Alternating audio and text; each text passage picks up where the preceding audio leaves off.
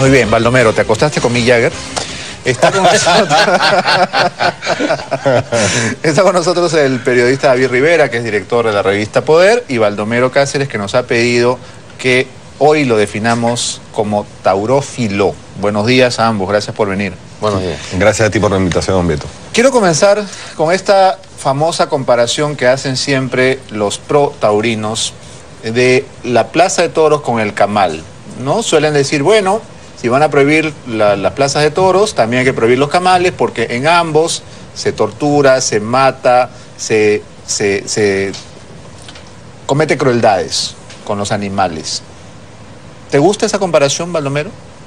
Depende. Yo creo que las comparaciones le gustan a uno si va en refuerzo de las posiciones que defendemos.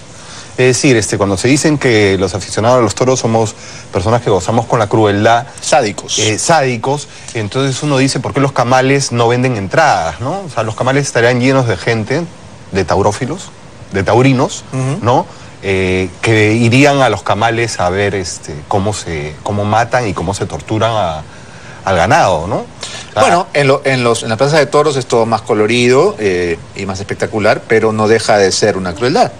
Pero es más colorido, y hay arte, y hay un espectáculo que va mucho más allá del hecho que se ha banalizado tanto de que un toro se le tortura y una serie de cosas que hoy en día, digamos, son lo políticamente correcto afirmar. Pero ¿no?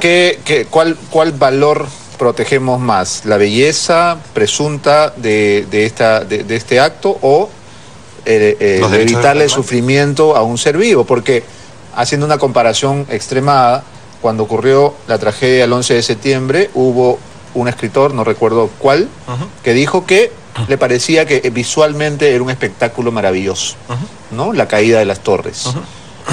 Bueno, lo que pasa es que es una barbaridad, una animalada, digamos, comparar a los animales con los seres humanos, ¿no? Porque es una animalada comparar a los animales con seres humanos. Yo creo que el animalismo animaliza, ¿no? Es decir, ponernos en la misma categoría que los animales, porque finalmente los seres humanos, todos los seres vivos van a morir. Sí, pero igual, morir, de una u otra manera. Morir en medio de un espectáculo. Pero la conciencia que tenemos, pero de alguna manera nosotros vivimos frente al espectáculo mismo de nuestra propia muerte, que está anunciada. Nosotros vamos a morir. Tú, yo, lamentablemente, los televidentes. ¿A ti te gustaría una muerte espectacular como la muerte que tiene el toro? Yo creo que si a mí me dicen, ¿qué prefiero? Entre morir a los 10 años en un campo de concentración, es el caso del Camal, ¿no? Los toros que mueren ahí son animales muy jóvenes, son becerros, ¿no? Porque es la carne más tierna. Y morir a los 20 años en un campo de batalla defendiendo mi vida, pues yo no lo pensaría dos veces. Después de una vida, por supuesto, en condiciones absolutamente superiores a las que... Bien. David, tú has elegido hablar contra las corridas de toros porque te parece que el debate no está siendo llevado de la manera adecuada.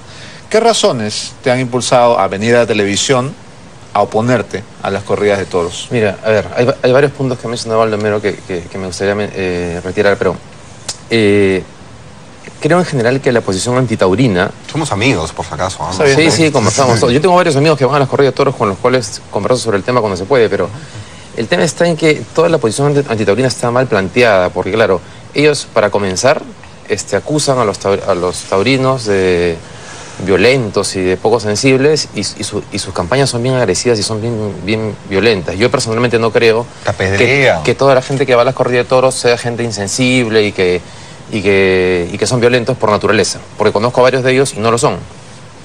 Ahora, yo voy al punto que le planteé inicialmente a Baldomero. En una corrida de toros, yo sí creo que hay, y esto me costó el tiempo entenderlo porque yo era un antitaurino mucho más fanático.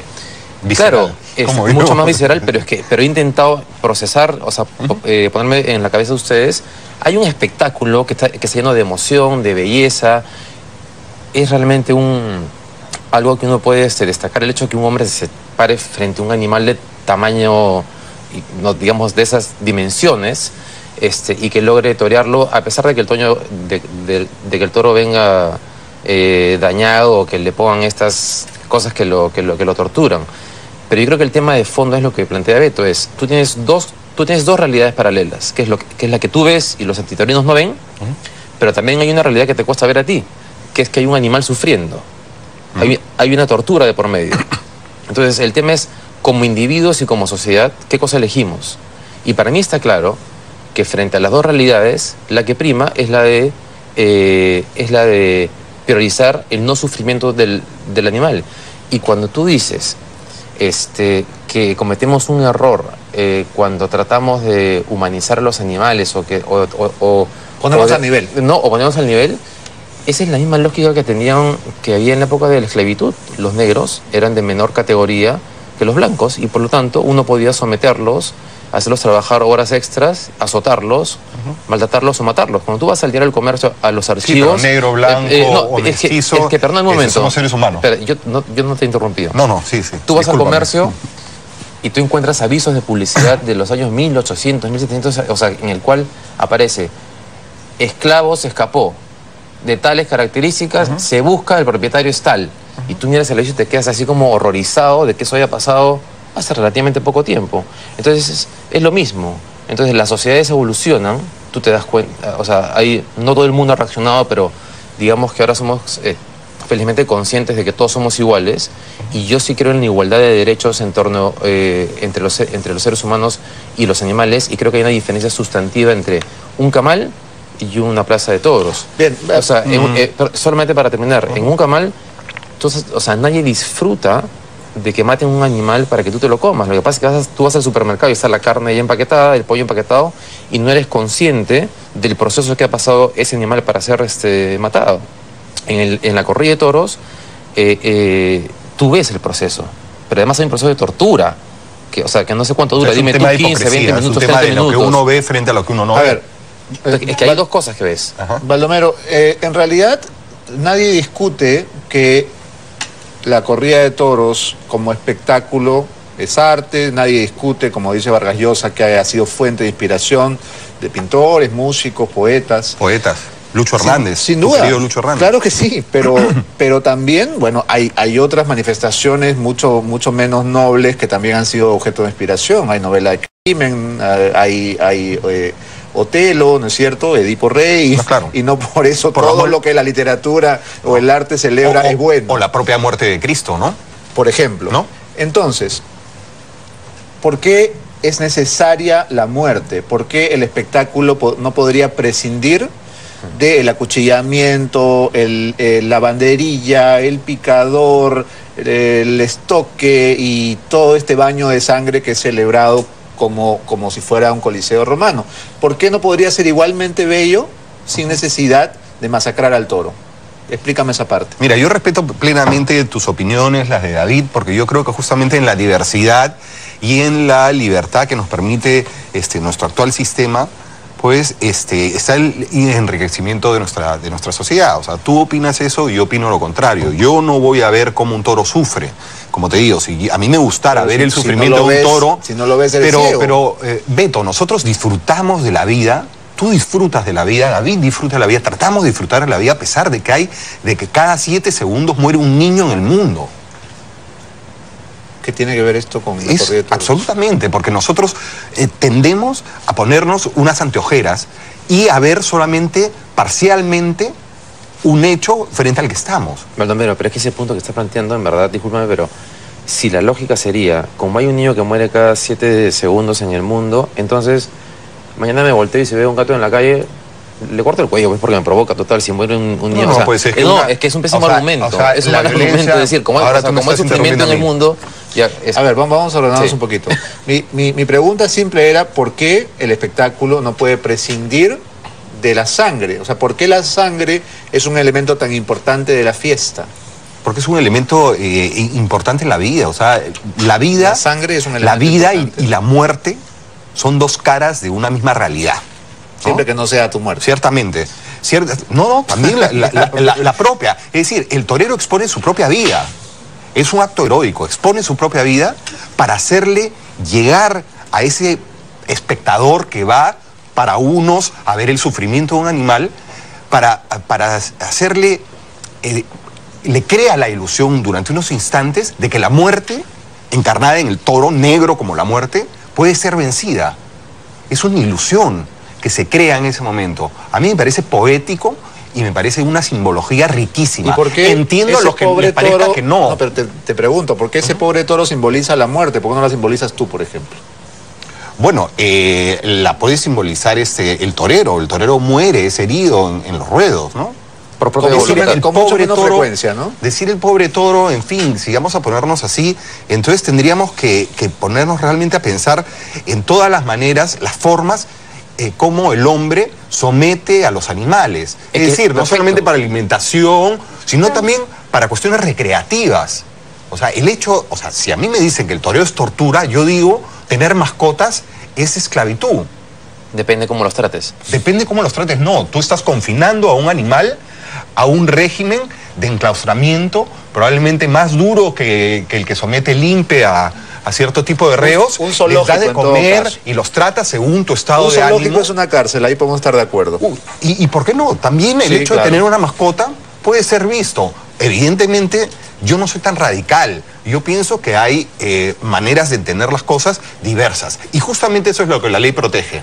La Constitución y los derechos fundamentales del hombre protegen la diversidad cultural. Y por encima de los derechos fundamentales del hombre, no hay nada. No están los derechos de los animales. Por eso, animales que no tienen, tienen derechos. Baldomero, yo no creo, y creo que muchas personas estarán de acuerdo conmigo en este punto, que lo que a mí no me gusta se debe prohibir. A mí no me gustan las corridas de toros, pero esto no es un argumento para prohibirlo. Un argumento para estar en contra, sí, es la crueldad, ¿no? Pero tampoco, al parecer, de acuerdo a la legislación, es suficiente para prohibirlo. Entonces, en ese extremo, David, ¿tú crees que tus razones en contra de la tauromaquia son suficientes como para que se suspenda, como se ha hecho, por ejemplo, en Concepción, en Junín, que han decidido ser una localidad amiga de los animales y que prohíbe las corridas? ¿Hay que llegar a ese extremo? Voy a responder esa pregunta. Solamente quiero decirte algo. Cuando uno conversa con una persona que es pro-taurina, suele pasar algo bien frecuente, que es cuando tú tratas de seguir una secuencia lógica, que es la que Beto te plantea en ciertas preguntas, siempre saltan a otro punto, porque es como que si tú mantienes la secuencia lógica de razonamiento, los taurinos se traban en algún punto y tienen que saltar a otra excusa. Sí, pero no necesariamente, porque muchas veces las preguntas están condicionadas por ya una posición salen por el previa. Ejemplo de las mascotas, yo que sé, porque no pueden seguir la secuencia lógica. A ver, sí, para seguir, ¿en qué punto crees tú que se ha trabado el...? En que siempre salen con estos ejemplos, no, entonces la mascota sufre más por tal y tal motivo y no siguen la secuencia lógica. Oye, hay un animal sufriendo en el momento de la corrida de toros, tú dime sí o no. ¿Hay un animal sufriendo? Es probable, sí. Es un sufrimiento relativo, porque el toro se está defendiendo y produce endorfinas. Niegas la realidad. Es como un boxeador. Sufre un boxeador hay cuando entra sustantiva. ¿Cuál es la diferencia? Que en un ring de box suben dos personas por propia voluntad. En una corrida de toros va un torero por propia voluntad y el ser humano decide que se mete un toro y al torero. Donde sea a un becerro con 10 meses de nacido no le preguntan si quiere ser hamburguesa, ¿no? Entonces, o sea, eso de los derechos de los animales es muy relativo. Yo defiendo ante todo los derechos de los seres humanos. No puede ser que se intente prohibir algo que es una tradición. Perdón, tú me has interrumpido varias veces. Una cosa que es una tradición. Una tradición en el Perú. No es una costumbre limeña. Es una tradición. Hay 500 festejos en el interior del país. Es una tradición mestiza. Ya, pero ese es un lado, ese es un lado también bien discutible. En Cajamarca, ¿no? En Chota, en Cutervo, en Celedín. Que si se da alguna ley prohibitiva hacia las corridas de toros, se levanten. Okay. Igual en Parinacochas. No llames al levantamiento por televisión, por favor. Ya, dos cosas solamente para cerrar. Déjale eso a Antagrumala. Es como prohibir el consumo, el uso tradicional de la hoja de coca. Son cosas que están absolutamente ligadas a las costumbres, los usos. Déjale 10 segundos a David que tenemos que terminar. Sí, me he interrumpido varias veces. No, todos hablamos que yo de hecho. Voy a terminar con el tema de la prohibición. Pero sobre el tema de las manifestaciones culturales, no todo aquello que es cultura o arte, una sociedad tiene que decidir sostenerlo en el tiempo. Es decir, ¿se extinguirá, pues, no? No, espérate, un momento. Los cristianos eran tirados para que se lo coman los leones y la gente estaba en las tribunas festejando y era una manifestación cultural de la época. ¿Eso quería decir que tenía que sostenerse en el tiempo? No, perdón, eso era lo que pasaba. ¿Ok? Sí. Entonces, la esclavitud ha sido una expresión sociocultural de una época. ¿Tiene que mantenerse? No. Entonces, vamos al tema de la prohibición. Yo no creo en las prohibiciones en general, porque creo que las sociedades deben evolucionar y digamos, como tú dices, que esto se extinga. Pero a mí no me parece mal el proyecto en el Congreso que existe para prohibir que los niños vayan a las corridas de toros. Eso es absurdo, porque dicen que promueve la violencia. Lo que promueve la violencia es la televisión, el fútbol, el box.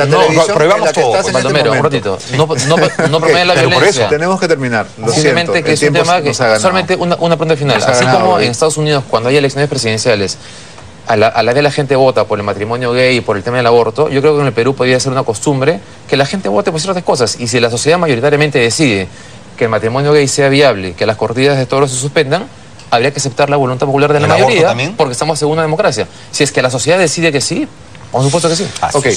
Gracias a los dos por haber venido esta mañana. Tenemos que irnos a una pausa, pero ya regresamos con más. Esto es Abre los Ojos.